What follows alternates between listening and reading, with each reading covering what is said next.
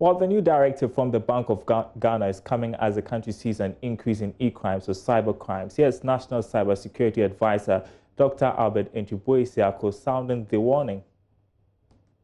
The national level, there is a gap we need to address, and the minister has raised serious concern, especially in the era of COVID-19. Ghana risks serious, challenge. There's a serious risk exposure to businesses, to government data, to our digital infrastructure, if we do not scale up our readiness to protect our critical national information infrastructure. And during the lockdown, the only mechanism that allowed us to engage was on digital platforms, right?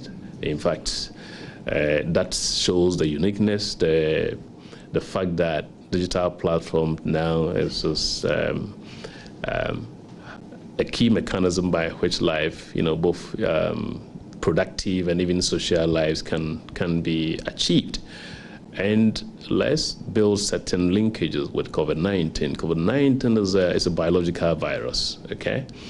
And the same way we have a computing virus, with what is happening, we shouldn't be surprised if one day we wake up and there is a computer virus which has shut down our critical information infrastructure. I'm saying this based on empirical evidence. I think June last year, a city of Johannesburg suffered a ransomware attacks that shut down the supply of their power. And those are typical examples. That was specifically to Joburg.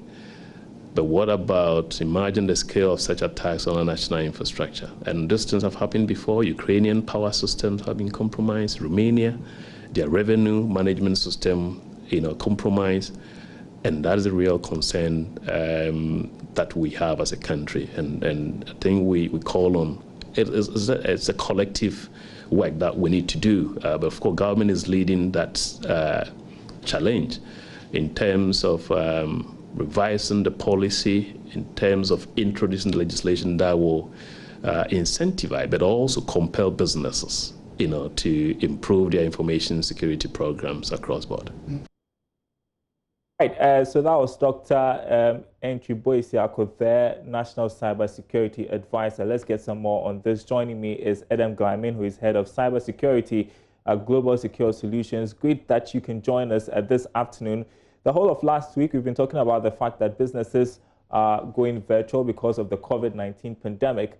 Now, if you listen to Dr. Ntubui-Siako there, we are not dealing with this biological thing, the COVID-19 virus, but it appears that we could be dealing with viruses in electronic stuff as well. What is the nature of these attacks he's warning about? So, pleasure to be here anyway.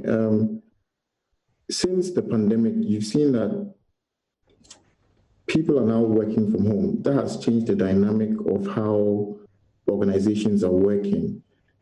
Amidst that, you've seen a spike in malware, in ransomware. Since March, which was really when I think the lockdown was effected globally, you've seen that there was about 30,000 plus phishing domains that were registered, which are the same medium that would be used to deliver these kinds of malware and ransomware attacks. You're also seeing an uptick in fake banking apps, banking trojans, and you're seeing also vulnerabilities that are being exploited in VPNs, because VPNs are the natural way that organizations use to enable their staff to access their systems remotely. So these are some of the trends that we've seen, as well as a huge uptick in phishing emails as well. So how can businesses, individuals protect themselves? So now corporate organizations need to take a more stronger look at governance, risk and compliance measures, such as complying with the Cyber and Information Security Directive from the Bank of Ghana, as well as other external regulatory and legal frameworks. We need to start learning how to operationalize the way that we monitor and respond to cybersecurity threats. Another thing which is very, very critical is in this era is to integrate threat intelligence with cybersecurity operations, where organizations can be forewarned of attacks that are happening and then updates the defenses to withstand such attacks. This can only be achieved by information sharing against companies within the similar industry or industry verticals.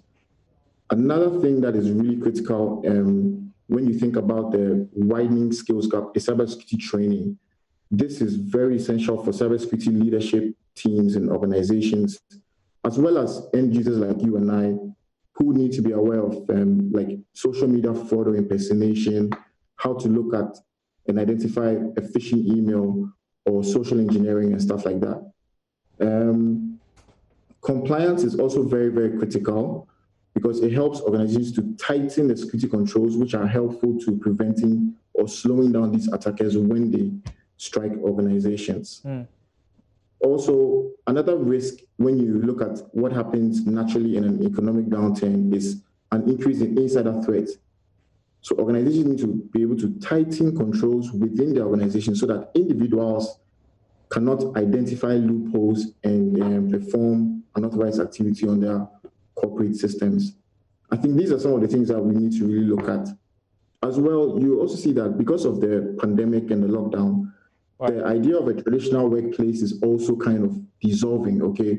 So you're going to have more people working from home. You're going to have more adoption to cloud strategy where corporates are migrating their workloads into the cloud. So we need to start thinking about how do we protect our corporate assets in a very fast changing, dynamic environment. These are some of the things which I think are very key right now to responding to threat actors.